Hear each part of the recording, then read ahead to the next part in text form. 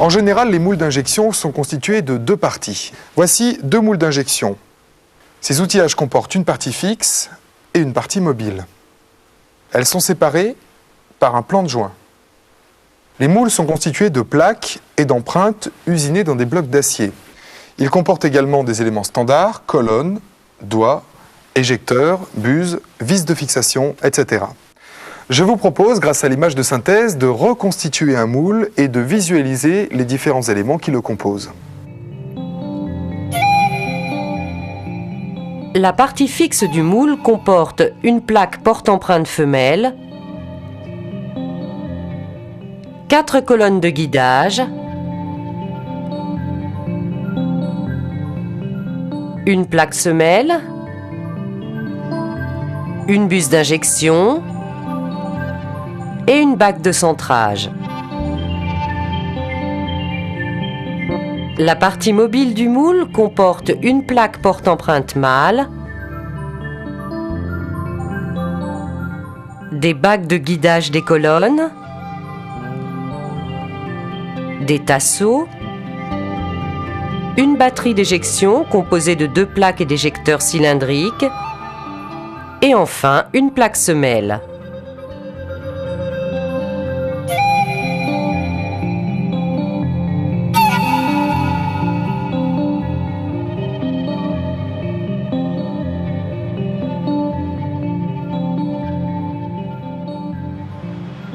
Voici la carcasse du moule.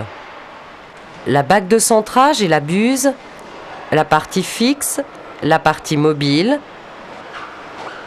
le plan de joint et les empreintes, la batterie d'éjection et les éjecteurs. Lors du moulage d'une pièce injectée, ces différents organes remplissent plusieurs fonctions. Regardez.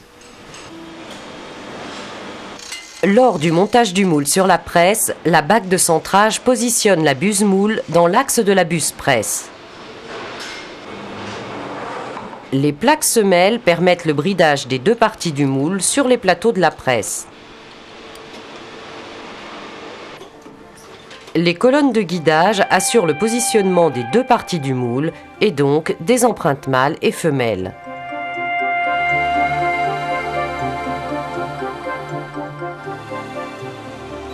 La buse moule assure la fonction alimentation de l'empreinte du moule. L'empreinte, appelée aussi cavité, assure la fonction mise en forme de la matière.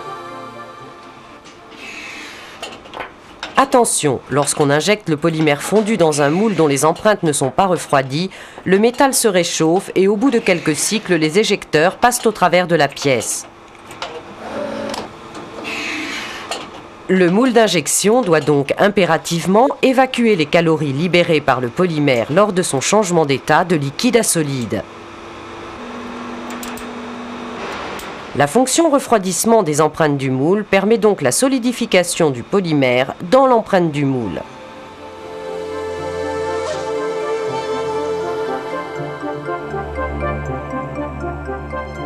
Après démoulage et éjection de la pièce, le moule se referme.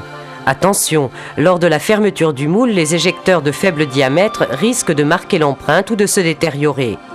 La batterie d'éjection est donc équipée de rappels de batterie qui ramènent les éjecteurs en position moulage.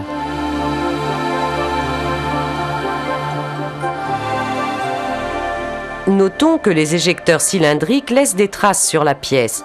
Le choix d'un système d'éjection par lunettes de dévêtissage supprime ou réduit ce défaut d'aspect.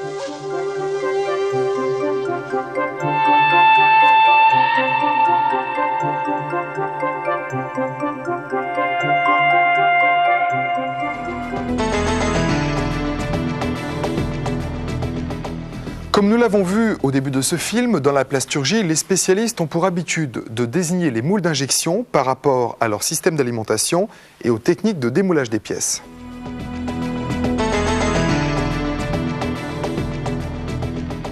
On utilise de grandes catégories de systèmes d'alimentation des empreintes, les systèmes d'injection avec rebut et les systèmes d'injection sans rebut.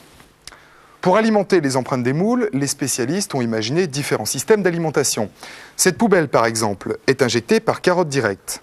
Voici 2 exemples de grappes d'injection. Ces pièces automobiles sont injectées par carotte, canot et seuil. Elles sont séparées des canaux après injection. Autre exemple d'alimentation avec rebut, toutes ces pièces ont été injectées par carottes, canaux et sous-marins. Et voici le sous-marin qui a permis l'injection de ces pièces. En revanche, toutes ces pièces ont été injectées sans rebut dans des moules à canaux chauds. Autre application des moules à canaux chauds, cette cagette par exemple, a été injectée par 3 carottes directes. Enfin, pour terminer, un cas particulier. Ce canal, appelé couramment canal canadien ou canal isolant, a permis l'injection de ces pièces techniques sans rebut. Il est temps maintenant de découvrir en action ces différents systèmes d'alimentation.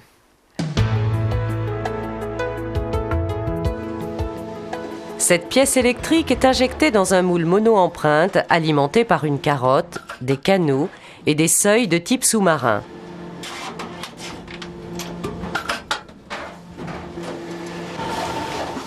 Ces têtes de vaporisateurs sont également injectées par sous-marin dans un moule 16 empreintes.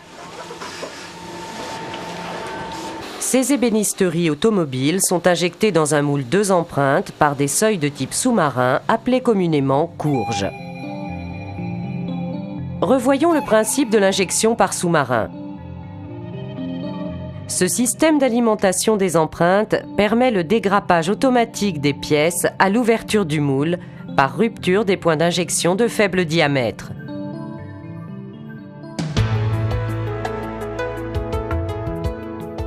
Ces bouchons, ces pignons, ces conditionnements pour cosmétiques ont été injectés par capillaire dans un moule 3 plaques.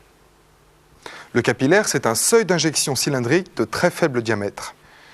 Voici la moulée, les pièces et le rebut. Ces conditionnements de cosmétiques sont injectés par capillaire dans un moule 3 plaques. Ouverture du moule au niveau du plan de joint carotte, puis au niveau du plan de joint pièce. Éjection de la carotte et démoulage des pièces.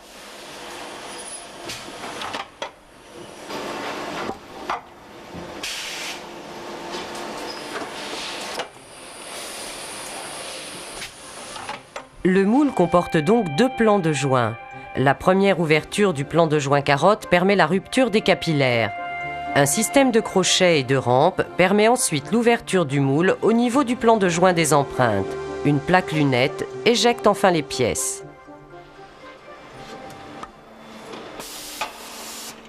Ces pignons, surmoulés, sont également injectés par capillaire dans un moule 3 plaques.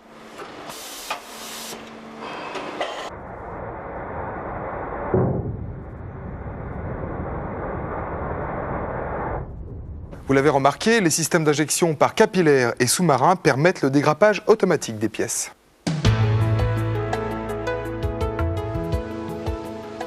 Ce bouchon fileté est injecté par capillaire dans un moule 8 empreintes alimenté par bloc chaud. Le démoulage des bouchons par déformation est assuré par une plaque de dévêtissage. Ces bouchons sont injectés dans un moule 24 empreintes. Les empreintes sont alimentées par des capillaires et par des canaux chauds, régulés aux environs de 300 degrés. Notons que des éjecteurs tubulaires assurent le démoulage et l'éjection des pièces. Voici un exemple de bloc chaud démonté et les buzettes chauffantes. Voici un bloc chaud monté dans la partie fixe d'un outillage. Analysons le principe de ce système d'alimentation sans rebut.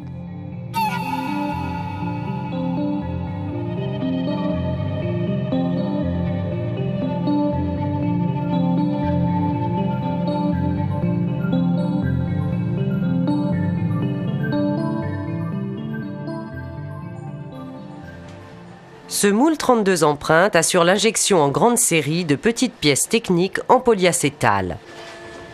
Ce moule est équipé d'un système à canaux chauds avec alimentation des empreintes par mini-carottes et sous-marin.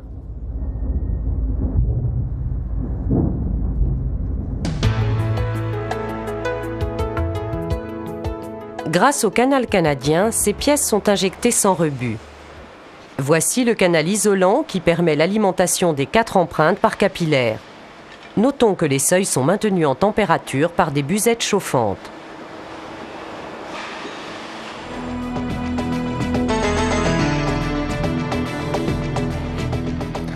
Après les différents systèmes d'alimentation, intéressons-nous aux différents principes de démoulage des pièces.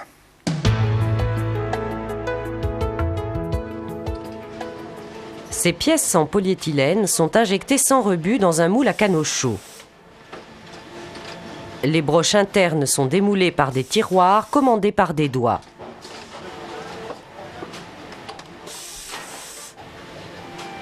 Voici les empreintes, les 2 tiroirs qui portent les broches et l'un des 4 doigts de commande des tiroirs. Cette pièce comporte une contre-dépouille externe démoulée par broche et tiroir. Observez.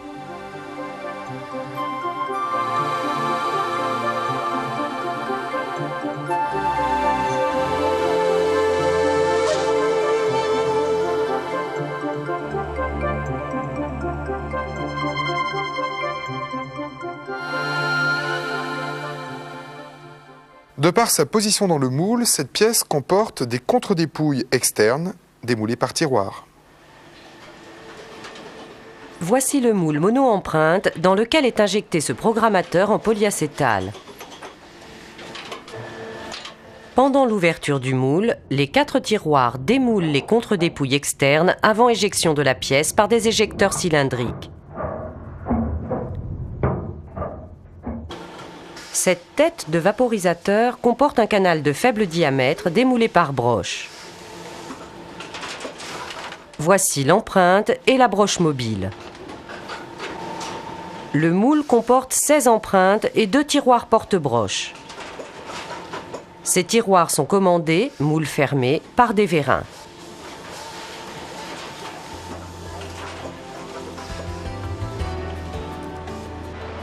Autre exemple, ce moule d'injection de pignon comporte 8 tiroirs, actionnés chacun par 2 doigts lors de l'ouverture et de la fermeture du moule.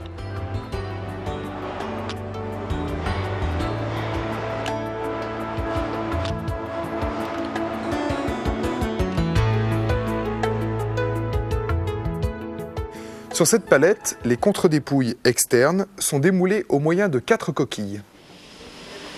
Ce moule de 30 tonnes assure l'injection de ces semelles de palettes de manutention sur une presse de 2500 tonnes.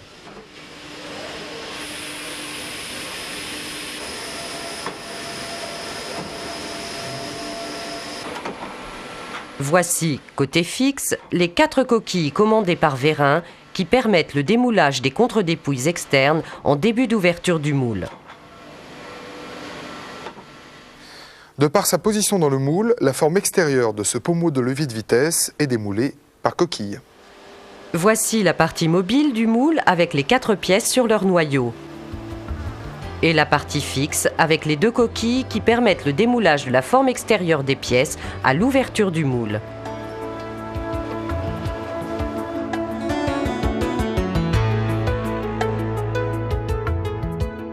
Cette ébénisterie automobile comporte des contre-dépouilles externes. Elles sont démoulées par tiroir. Cette pièce comporte des détails de forme appelés contre-dépouilles internes qui empêchent son démoulage. Démoulage des contre-dépouilles externes par tiroir pendant l'ouverture du moule. Démoulage des contre-dépouilles internes par cale mobile. Voici la position de la pièce supérieure dans l'empreinte femelle et sur l'empreinte mâle.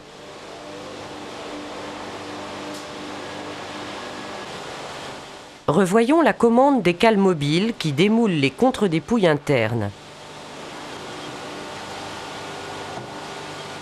Ces cales sont actionnées par des vérins hydrauliques commandés par les fonctions noyau de la presse. Cette ébénisterie automobile est injectée dans une empreinte dont l'aspect de surface imite le grain du cuir. Elle comporte côté mobile des contre-dépouilles démoulées par des cales mobiles, appelées aussi cales montantes. Cette pièce comporte une contre-dépouille interne démoulée par cale mobile. Observez.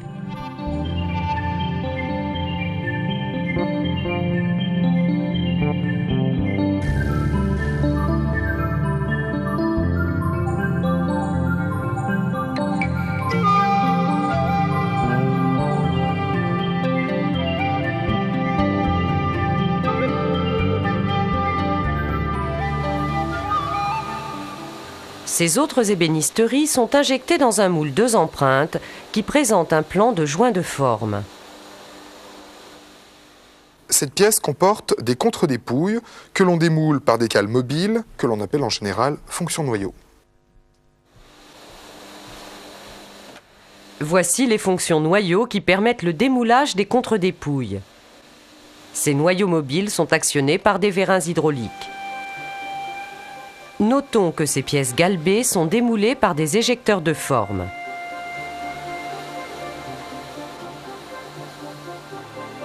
Dernier exemple de moule à fonction, sur cette pièce, l'alésage est démoulé par une broche actionnée par un vérin double effet.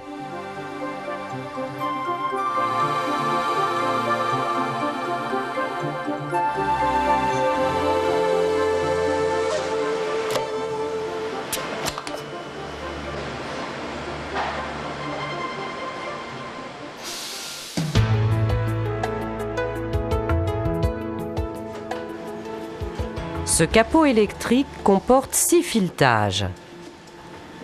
Ces filetages sont démoulés par dévissage avant ouverture moule grâce à des broches entraînées en rotation par pignon, crémaillère et vérin.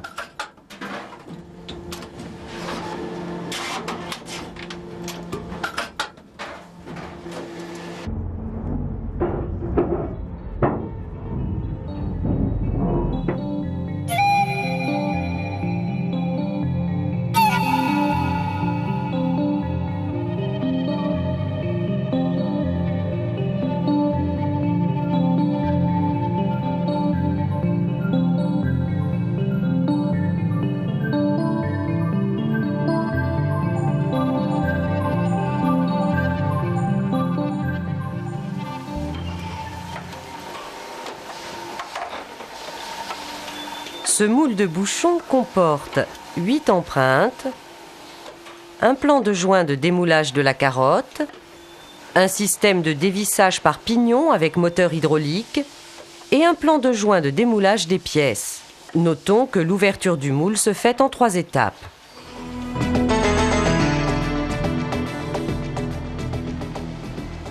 Ces bouchons de quelques grammes sont injectés sur une presse de 50 tonnes de force de verrouillage. Ce bouclier de 3,2 kg est injecté sur une presse de 800 tonnes. Cette palette est injectée sur une presse de 2500 tonnes. Toutes ces pièces injectées sont caractérisées par leur masse et leur surface. Dans les bureaux d'études, la CAO permet la conception des pièces en 3D et la conception des moules en 2D. La FAO permet le calcul des trajectoires d'outils et donc la définition des programmes qui vont ensuite piloter les fraiseuses à commande numérique. Usinage d'une plaque porte-empreinte au moyen d'une fraise tourteau.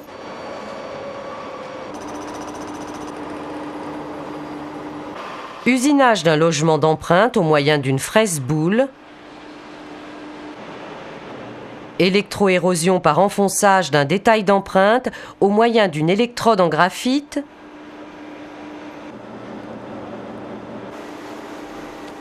Ajustage au bleu de méthylène du verrou de blocage d'un noyau.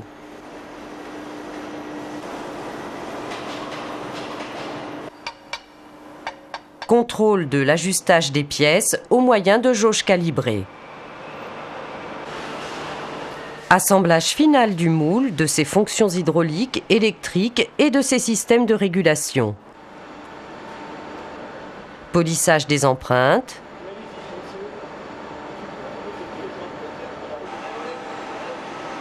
Contrôle du bon fonctionnement du moule et ajustage à chaud sur une presse à présenter les moules.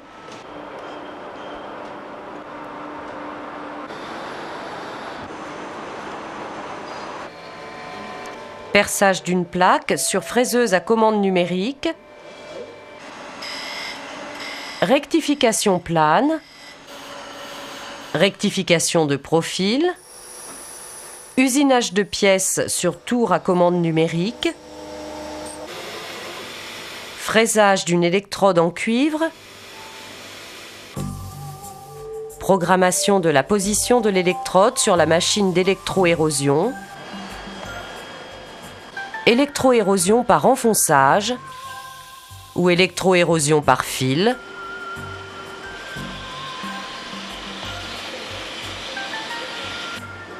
contrôle tridimensionnel des usinages. Voici quelques-uns des savoirs et savoir-faire qui interviennent de la conception à la réalisation des moules d'injection.